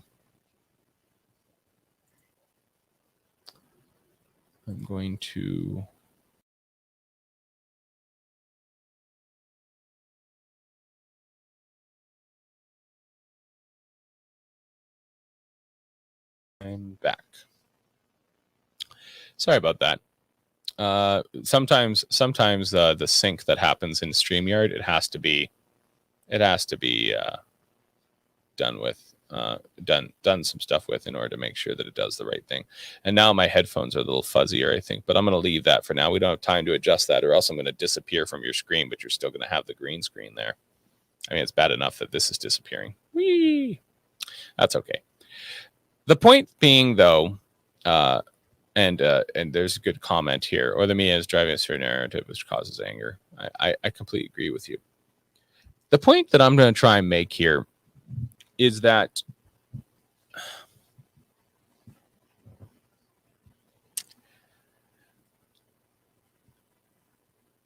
for my fellow First Nations out there, first of all, I want you to know that those of us who are more assimilated and maybe further away from the pain that these discoveries are causing, like, we still empathize with you.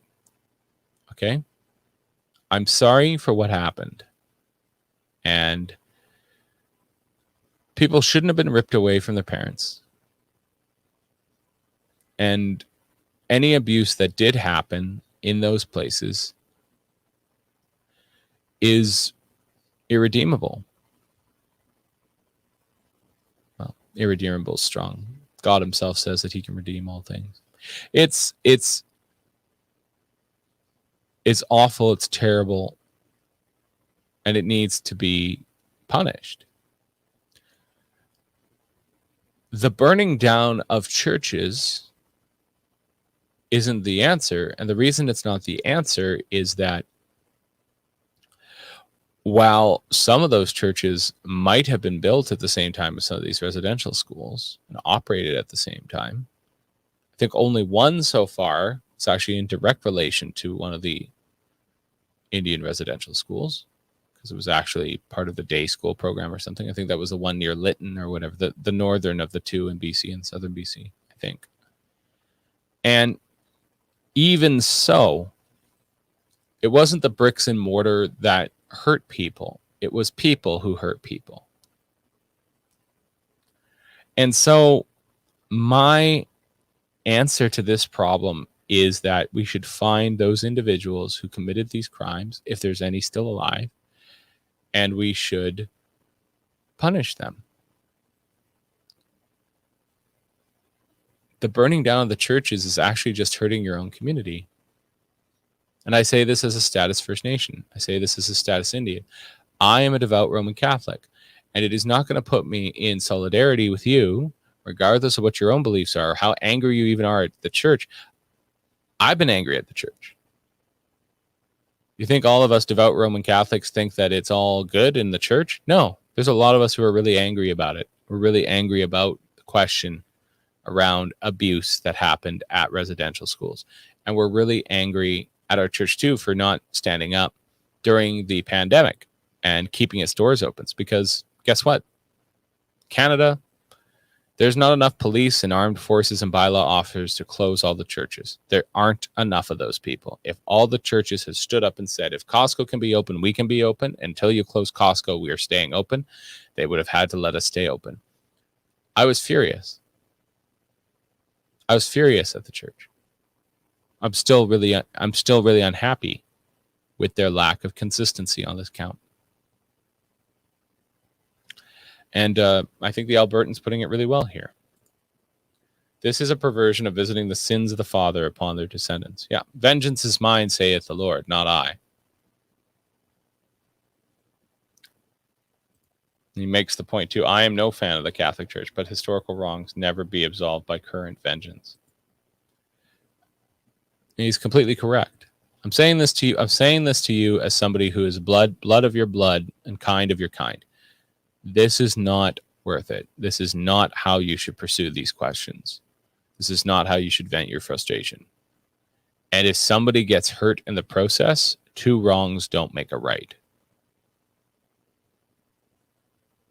They don't. And the bricks and mortar, they don't, the wood timbers that were made, you're just destroying heritage. And it's everybody's heritage. Your grandparents were baptized in that church. You know that. Some of your parents were. The irreligiosity of our times means that you weren't. But had your family continued to go to church, or our culture not become so anti-religious, you would have been baptized there too. Because that's, missionaries went by tribe. That's, you can tell what missionaries got where by the last names of the Indians who live in that area, because that's the Christian names they were given. And it comes through the French missionaries and the Scottish missionaries and the English missionaries, some of the German missionaries. And they're the ones who gave people non-Indian names. And that's how you tell what kind of church was nearby. The French ones, they're probably French Catholic. The Scottish ones, they're probably Presbyterian. Some of them are Highland Catholic, but some of them are Presbyterian. And if they're English last names, well, of course, they were Anglican. And the other churches had their places too.